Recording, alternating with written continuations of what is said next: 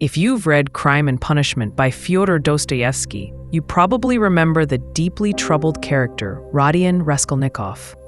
Throughout the novel, we see how he takes everything around him, what people say and do, so personally that it slowly drags him into a mental breakdown.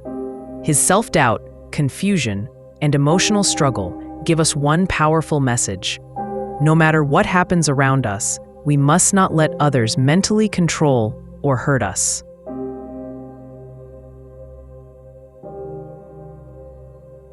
A similar message can be found in J.D. Salinger's famous novel, The Catcher in the Rye. The main character, Holden Caulfield, is a 16-year-old boy who struggles to trust the world around him.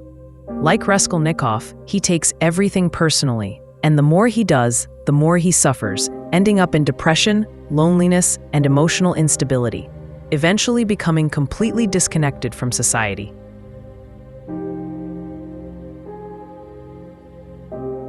Now, we may not be as extreme as Raskolnikov or Holden, but if we observe carefully, we'll see that we too often take things too personally, especially on social media. A random negative comment can ruin our mood. We let toxic opinions get inside our head. We take criticism to heart and doubt our self-worth. But should we? Can't we in fact choose how we react? Let me tell you a real story. We all know Spotify, the music streaming app. Its founder, Daniel Ek, had already become a millionaire after selling a smart app. He then came up with the idea to build a platform where anyone could listen to music from around the world for free. He formed a great team, got investors, advisors, and started working hard on the app. But soon, a major problem appeared. At a party, the CEO of Sony Music Sweden, Per Sundin, publicly called Daniel a thief, saying that this app would destroy musicians' income.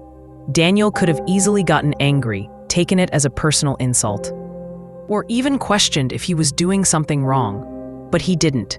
He stayed calm, focused on his goal, and kept building Spotify. Years later, in a surprising twist, Per Sundin, the man who once called him a thief, became Daniel's business partner. This story shows how powerful it is not to take things personally. Still, it's not easy. You give your best at work, but one small mistake and your boss criticizes you in front of everyone. Won't you take it personally?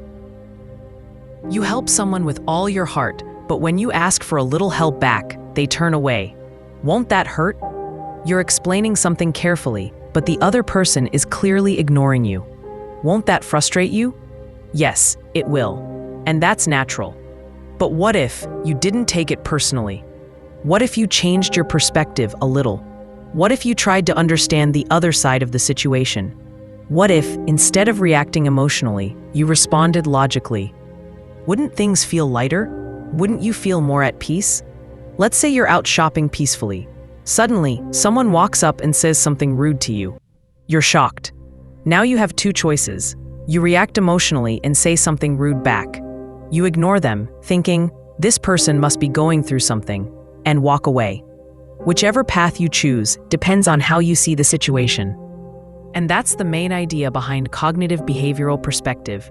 Your reaction is based on your interpretation of the event, not just the event itself. The reason we take things personally is mostly due to ego. Ego makes us believe that everything happening around us is about us. Someone says something rude, it must be about me. Someone ignores me, it must be my fault. We feel like we're at the center of everything. That's when our ego gets hurt and we react emotionally, irrationally, and sometimes self-destructively. Psychologist Albert Ellis, the founder of Rational Emotive Behavior Therapy, REBT, once wrote in a research paper that emotionally overreacting to external events and constantly linking everything to yourself are signs of mental distress. This kind of behavior often leads to emotional vulnerability and even mental disorders. There are many people who constantly see themselves as superior to others. They assume everyone will love them, respect them, and treat them with admiration. This superiority thought process often leads to a dangerous tendency, taking everything personally. Whether it's a neutral opinion, mild criticism, or even being ignored, they interpret it as a personal attack. But why does this happen? This is where Swiss psychologist Carl Jung's concept as the shadow self becomes relevant. Jung suggested that we all have repressed emotions in our subconscious: fear, anger, insecurity, which don't simply disappear just because we ignore them. These buried feelings resurface through our reactions, often to seemingly minor events. People who carry deep insecurities or have faced repeated neglect tend to feel hurt even by small comments or gestures from others. John Bowlby's attachment theory also sheds light on this. According to Bowlby, our early emotional bonds, especially with our parents, shape how we deal with emotions later in life. A child who didn't receive enough emotional security grows up to become a person who easily breaks down when feeling rejected or overlooked. But it's not always past trauma that's to blame.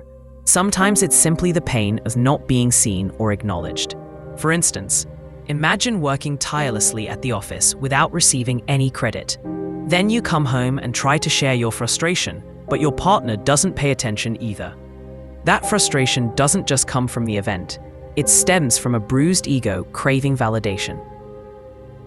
So, how do we deal with this? Here, we can turn to Albert Camus and his philosophy of absurdism. Camus argued that the world is inherently meaningless, and constantly trying to find meaning in every event only leads to disappointment. The wiser path is to accept absurdity and keep moving forward without taking everything so personally. Likewise, philosopher Spinoza believed in mastering emotions through logic. According to him, true emotional freedom is only possible when we replace emotional reactions with rational understanding. This points us to the importance of self-regulation. What happens is less important than how we respond to it. Friedrich Nietzsche took this idea even further. He believed that since we can't control everything around us, the best approach is to embrace whatever comes our way. In his concept of will to power, he explained that a person with a strong sense of self does not crumble under others' opinions. They know who they are and what they're worth. This is similar to the Buddha's teaching that negative energy cannot affect you unless you accept it. There's a famous story. Once, a man hurled insults at the Buddha, but instead of reacting, the Buddha smiled. Confused, the man asked, "Why are you smiling?" The Buddha replied, "If someone offers you a gift and you refuse to accept it, to whom does the gift belong?" This story teaches us that negativity only affects us if we accept it. However, this kind of mindset doesn't develop overnight. It takes conscious practice. One such technique is cognitive reframing, asking yourself, is what I'm thinking really true? It also helps to observe your emotional triggers, understand where they come from, and pause before reacting. Journaling regularly can help you organize your thoughts. Most importantly, you must learn self-validation. Give yourself the credit you seek, without depending on others' approval. To maintain healthy relationships, open communication is key. If someone close to you hurts you, try expressing it openly rather than bottling it up. And always remember, you decide who has the power to affect you emotionally. This is where boundaries come in. Protecting your mental space is crucial. As Stoicism teaches, events are not in your control, but your response to them is. So instead of stressing about what you can't control, focus on how you choose to respond. Taking criticism is a skill too. Researcher Roy Baumeister showed that negative feedback leaves 5 times more impact than positive feedback. If you don't learn how to filter it, your self-esteem can be destroyed. Yet, the greatest achievers in history, Michael Phelps, Stephen King, J.K. Rowling, faced countless rejections and failures, but they didn't take it personally. That's why they succeeded. In the end, not taking things personally is a habit, one that forms slowly. Over time, it won't happen in a day, but with consistent effort, it can transform your life. You'll feel stronger, your relationships will be easier, and most importantly, you'll protect your inner peace. So from today, start practicing this mindset little by little. You'll be surprised how much light you can bring into your own life.